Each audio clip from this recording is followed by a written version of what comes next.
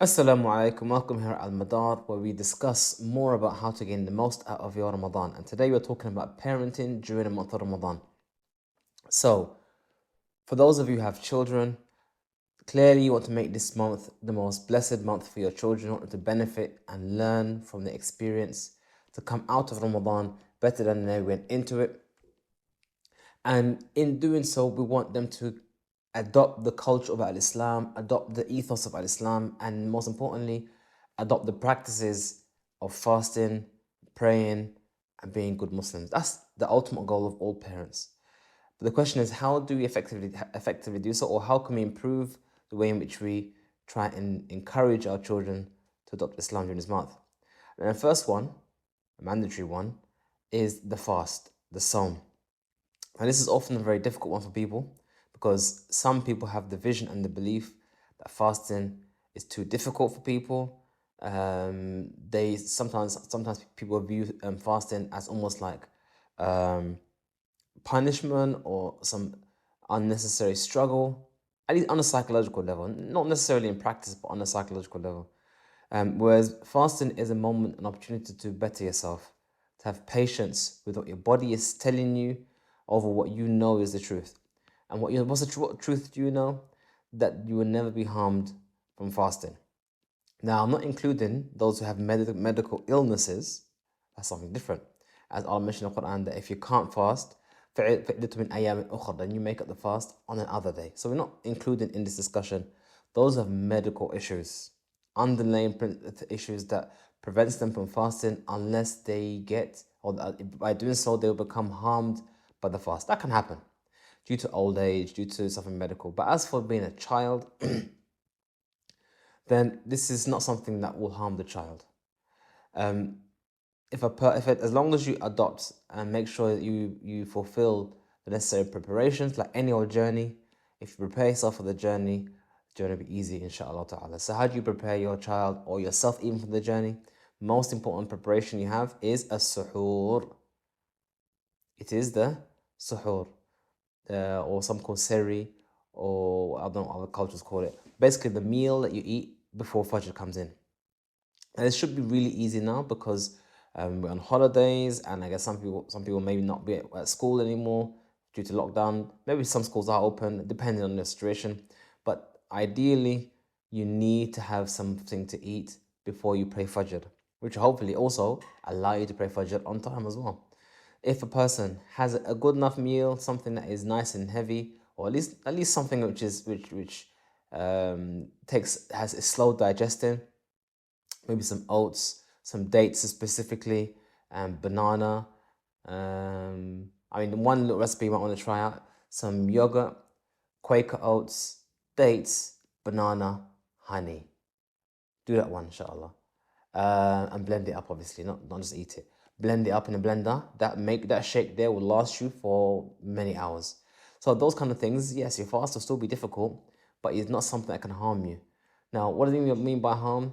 Harm would mean that basically your body has no nutrients in the system to function, has no fat to function, and by fasting, you're literally gonna have organ shutdown and failure. That's not gonna happen in the space of 12 hours, or so on and so forth. Especially when some of those hours you're sleeping.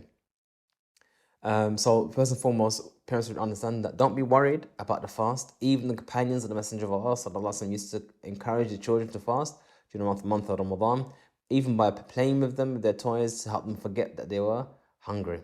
So that's something to be aware of when it comes to parenting. Make sure that your children are engaged in the fast from the age of 7 onwards, obviously. Yeah, younger than 7 is not, younger than 7 is not necessary, but 7 or beyond necessary. Second one is encourage your children upon righteousness. Now, there's many different projects parents try and take up to try and do this, encourage them. Sometimes they might have like a little list, a checklist. If you do this, then you get a special reward, or try and do these things during Ramadan. Have it on your fridge with a magnet. Once the child's done it, their checklist. I've helped someone across the road. I've called someone to ask if they're well. I've given advice to someone. You could make a little checklist. Maybe even sit down with your child and discuss with them what things they could do to get extra reward during the month of Ramadan. That's one way to engage the children with the month of Ramadan, especially on the psychological level, so they're excited, they have a sense of achievement during this month of Ramadan. That's another way in which you can encourage them to do so. Another way in which you can encourage your child during the month of Ramadan is to involve them in the iftar. So that could be something, it could be even something like preparing the table, cutting the vegetables, preparing the meat, whatever the case may be. You can involve them in the cooking of the iftar, make it a social event, social construct where everyone is involved, getting ready, and obviously I'll try not to shout at them if they do something wrong, and involve them in the fasting of the month of Ramadan. That's another thing that you can do to involve them in this whole process. Another one is actually to get them to cook. So get them to maybe give them one day of Ramadan so they can choose a day. This is your day.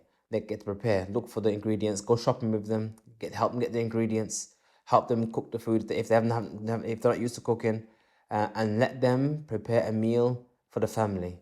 And obviously tell them, mashallah, I did very well. Even if it tastes bad, tell them it's done very well. But yeah, you can encourage them, give them some pointers, say add more salt, add more this, give them some help there.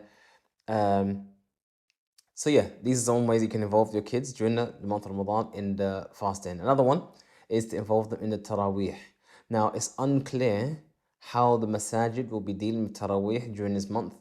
Some masajid are opening, but to a limited capacity. Some are not opening, and some are opening fully, but just praying shorter.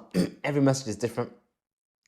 We should try our best to encourage your children to take part in the Taraweeh as much as possible. It's not an obligation, it's a sunnah, but most definitely helping them take a part in the salah. Maybe every other day if it's too difficult for them. Maybe you can start off every other day or every 2 days. So get used to it, then increase every other day, and then the last 10 nights increase every day.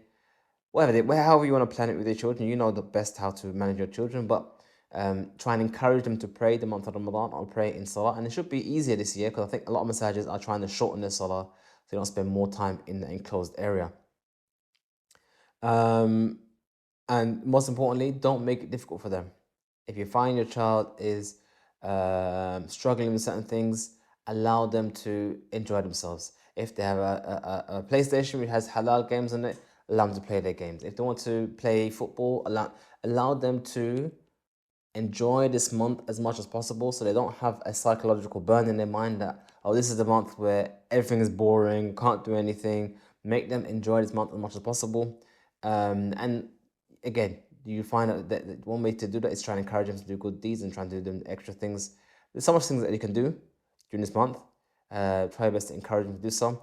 And finally, this is a month of forgiveness. This is a month of tawbah, repentance. And that is even more so with regards to you and your children. They may fall short, they may burn the rice, they may break a pot or a pan or a plate, whatever they may do. This should be the month where we have forgiveness. We don't shout at our children, tell them off, get the belt out, none of that stuff.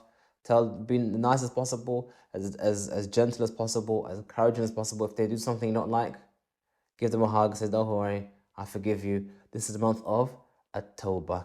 The shayateen are locked away and you are left to your own devices. Allah's allowed you to excel as best as you possibly can. So at least show your children what Ramadan can do to you as a parent, as a Muslim, as an individual, how Ramadan has improved you. Hopefully that will help and therefore improve them. Jazakallah khair for your time. Assalamu alaikum wa rahmatullah.